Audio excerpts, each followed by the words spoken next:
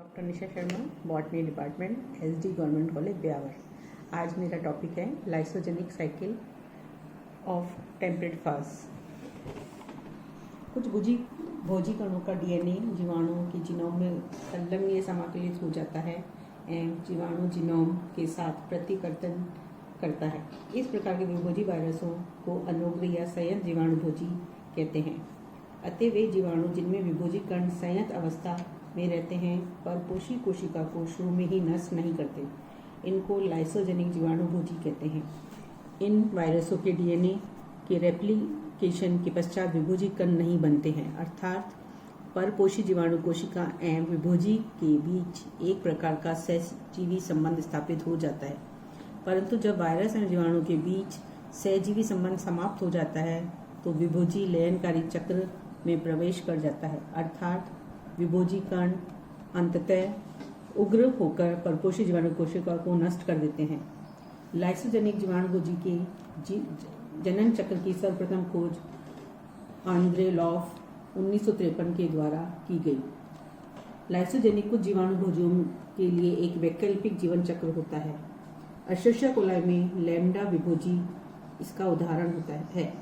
विभोजी का प्रत्येक वायरॉन एक बहुफलकीय कैप्सिड में समाहित द्विरुजुकी डीएनए अणु एवं पूंछ से मिलकर बना होता है। लैम्डा विभोजी के लयनकारी जीवन चक्र के प्रमुख चरण निम्न अनुसार हैं। प्रथम, अधिशोषण अवस्था एवं जुड़न। परपोषी जीवाणु की कोशिका सतह पर भोजी वायरॉन कणों के संलग्न होने की प्रक्रिया को अधिशोषण कहते हैं। सर्वप्रथम जीवाणु भोजी कण कोशिका के मध्य टकराव होता है, जिसके बाद ये विभोजी कण कुछ तंतुओं की सहायता से जीवाणु कोशिका द्वारा अधिशोषित होते हैं। अधिशोषण की प्रक्रिया परपोषी जीवाणु कोशिका एवं विभोजी की पारस्परिक बंधुता पर निर्भर करती है। इसके लिए जीवाणु कोशिका के विशेष ग्राही क्षेत्र के अणुओं का विन्यास क्रम विभोजी के कुछ तंतुओं के अणुओं के विन्यास का संपूरक होना चाहिए, तभी विभोजी कण अपने कुछ तंतुओं के द्वारा सतह पर स्थिर हो सकते हैं। प्रारंभ में यह प्रक्रिया उत्क्रमणीय या वापस भी हो सकती है, परंतु कुछ प्लेट के स्पाइक्स या शंकुओं के जीवाणु सतह पर जुड़ जाने के बाद यह वापस नहीं होती है। दूसरा, विभोजी न्यूक्लिक अम्ल का परपोषी कोशिका में प्रवेश। विभोजी कण जीवाणु कोशिका की सतह पर संलग्न होने के बाद लाइसोजाइम नामक एंजाइम स्रावित करते हैं, जिसके द्वारा परपोषी जीवाणु कोशिका के अभिग्राही स्थल के स्थान पर कोशिका भित्ति के विघटन से छिद्र बन जाता है। इसके अतिरिक्त विभोजी पुच्छ का आच्छाद सिकुड़ता है, जिससे पुच्छ कोण जीवाणु की कोशिका भित्ति एवं झिल्ली से होती अंदर धस जाती है तथा इस छिद्र या नलिका से होकर विभोजी के सिर में से डीएनए कोशिका द्रव में पहुंच जाता है। तीसरा, परपोषी कोशिका में विभोजी की जीनोम का प्रवेश। लयक विभोजी कण लाइटिफाज के समान ही लैम्डा विभोजी का डीएनए कण भी परपोषी जीवाणु कोशिका में प्रवेश करता है। यह डीएनए खंड एक बंद वर्तुलाकार क्लोज्ड सर्कुलर संरचना के रूप में पाया जाता है। चौथा पॉइंट, प्रारंभिक प्रोटीन्स का संश्लेषण। इस चरण में विभोजी डीएनए द्वारा एक दमनकारी प्रोटीन कोडित किया जाता है।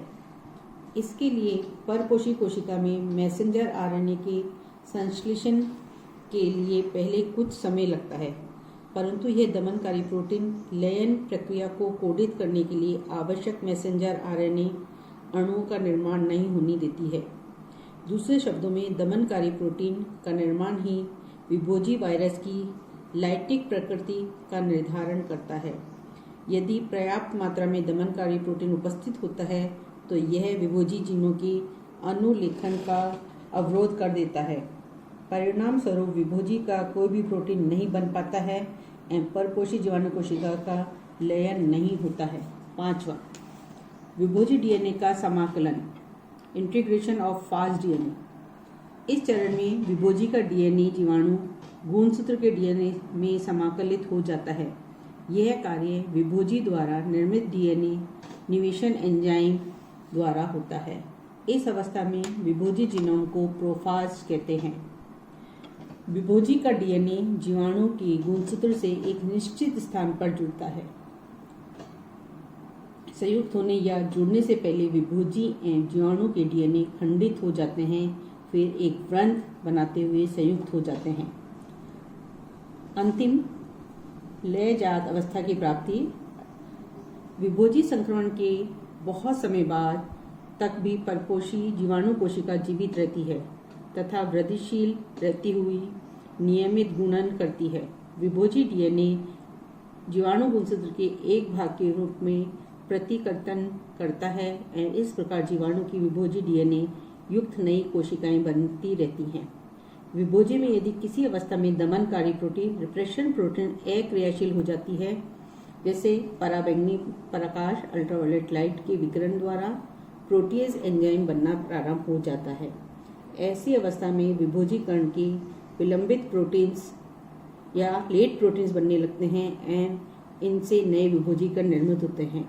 यह अब लाइटिक चक्र में प्रवेश कर जाता है।